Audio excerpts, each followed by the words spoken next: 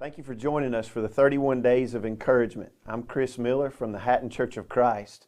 Today I'm going to share with you a passage that it'll bless your life, it'll encourage you, it'll lift you up. It's one that takes you through the journey of where reality sets in as far as the Scriptures and real life. The psalmist that we're going to look at, Psalm 61, the psalmist points straight to difficulties in life, burdens that we may bear, and shows the direction that we're supposed to have, and really deals with the mindset that we're supposed to have. I want you to listen to Psalm 61, beginning in verse number 1.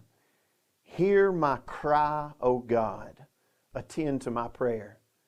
I'd venture to say that all of us have prayed a lot, especially lately with everything that's going on. Have you ever experienced those times in your life to where, like the psalmist said, hear my cry, O God? He literally is, that word talking about cry, it's a shout. Have you ever shouted, cried out a prayer to God? That's where this psalmist is right now. Hear my cry, O God. Attend to my prayer. Now listen to verse number 2, and I'm going to go ahead and tell you, this is my favorite passage in all of the Scriptures.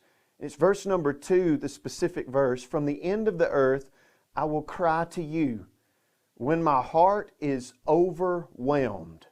You ever been at that point to where literally you feel the burden and you feel faint and to the point of exhaustion? What's that look like? Listen to where the psalmist takes us. When my heart is overwhelmed, lead me to the rock that is higher than I. When I think about real life and I think about the ups and the downs, I love how the picture that the Scriptures give us concerning an image that we can look to God, and a description of Him being our rock. You know, the Psalms do that some 24 times, and it's found in other books of the Bible that God is our rock. I think there's a lot to that. And when you talk about protection and you talk about stability in life, God is my rock. We say that about a lot of people, and rightly so. We talk about maybe it's our parents or grandparents or our children, spouse, and so on. We say these people have been a rock for us in our lives. I believe that's an awesome thought. When you step into the realm of talking about that God is my rock, you're in another category, because God never fails. And what's interesting about this passage is I'm reminded of my condition. We're reminded of our condition, because the psalmist says, lead me to the rock that is higher than I. I'm reminded of my frailty, my brokenness, the limits that we have in life, even when it comes to handling adversity and challenges in life. We oftentimes use the phrase, and I've heard this a whole lot, God's got this. And this is that passage. This is one of those passages. God's got this. Lead me to the rock that is higher than I. What image do you have when you think of getting to a place of protection, a rock? My mind goes back to places like, well, years ago I went to the Caribbean islands doing some mission work, and we were on the island of St. Kitts. I'll never forget being up on this really high bluff. It was on top of a rock. And you could look down and you could see the ocean, and it was a beautiful picture of just looking out over the ocean and seeing that beautiful water. But if you look down on this rock bluff, at the very bottom there were some different levels of rocks. And then you could see where the waves were coming and they were crashing in. And I could envision myself being down there in maybe one of the more shallow places where those waves were coming in. And could you imagine how long would it take before you became exhausted? After those waves keep beating upon you and your energy, and you're tired, if you're trying to fight against the waves, the current, the tide, whatever it may be, everything, all this fighting against you and the energy that you have to put forth, and looking around and seeing right there is where I need to be. Right there on that rock. If I can get to that rock over there, then I'll understand protection. I'll understand stability. The psalmist takes us, he says, lead me to the rock that is higher than I. God's got this. In verse number 3 and 4, he talks about 4 different coverings. So listen, for you have been a shelter for me, a strong tower from the enemy. I will abide in your tabernacle forever. That word literally means, it's plural, it means forever and ever and ever and ever. And then in the latter part of verse 4, he says, I will trust in the shelter of your wings. Boy, that's a beautiful image, isn't it? Like a hen who guards her chicks under her wings. And just the other day, I was walking through a yard, and I didn't see it, but there was a kildee that was on a nest there, just out in plain sight. I just didn't see it until I got pretty close. And you know what that bird did? That bird got up a little bit off of those eggs, and that bird was about to protect what was hers. And she kind of puffed out her wings, or lifted up her wings to let me know, hey, don't come any closer. Well, we understand what was taking place. There was protection. And when it comes from God's perspective, looking down on us, He provides for us this shelter, this covering, a strong tower. Now here's real life. Verse 5. For you, O God, have heard my vows. You have given me the heritage of those who fear your name.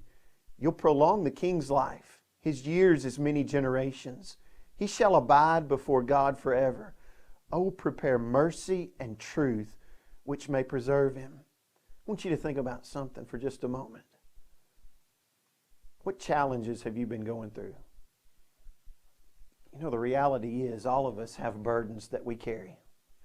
And at times we carry burdens that may be a little greater or far greater than other times. It may be, let's talk about real life. It may be hearing a diagnosis from the doctor. It's cancer, or you're going to have surgery, or so on. What then? It could be that maybe you have some rebellious children, and you're trying to figure out how to maneuver through and work through this to help them get back on track. And you're kind of at a loss right now of which direction to go. It may be that your family's experiencing some brokenness. Maybe it's divorce. Maybe it's, from a child's perspective, looking and seeing their parents go through some very difficult times. I don't know what challenges necessarily you may face right now. They may be financial. But I also understand this. When we have the mindset, what's the first thing you do when you face a challenge? God's got this. Lead me to the rock that is higher than I.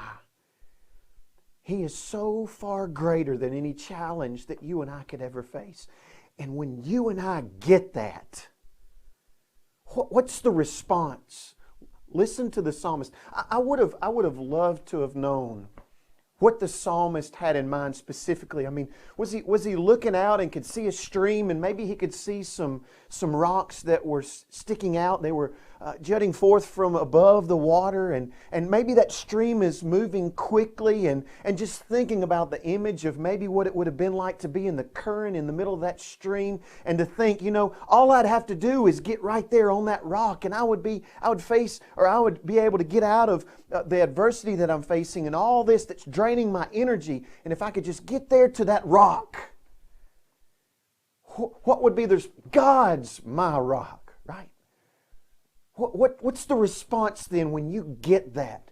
And no matter what happens in life, no matter what challenges we face in life, what happens when you have that mindset of God's got this? Lead me to the rock that is higher than I. You want to know the response from the psalmist? Listen to this, verse 8. I will sing praise to your name forever. Here's the first thing that he wanted to do. I'm going to worship you.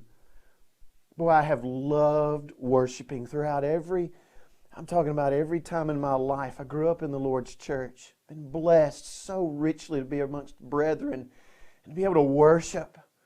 I love to worship. And you know those times when you're filled with joy and the overflow, you want to sing to God and you want to praise. That's where the psalmist is. He says, I'm going to worship my God. He's my rock. He's my stability, my protector. And then he says, I'm going to sing praise to your name forever. that I may daily perform my vows. I'm going to work for you. I'm going to be committed to you, God. You're so gracious and you're so good. All I want to do is I want my life, I want everything about me to be a worker in your kingdom. I want you to think about these words. Be blessed. Be encouraged. Have a wonderful day. And understand, no matter what's going on in life, God does have this. Have faith in Him. He'll give you the strength to navigate through those times, these times. And when you're filled with so much joy like the psalmist, and you want to praise Him and you want to work for Him, well, that's the mindset and the attitude that we're to be or to have. God bless you as you serve our God.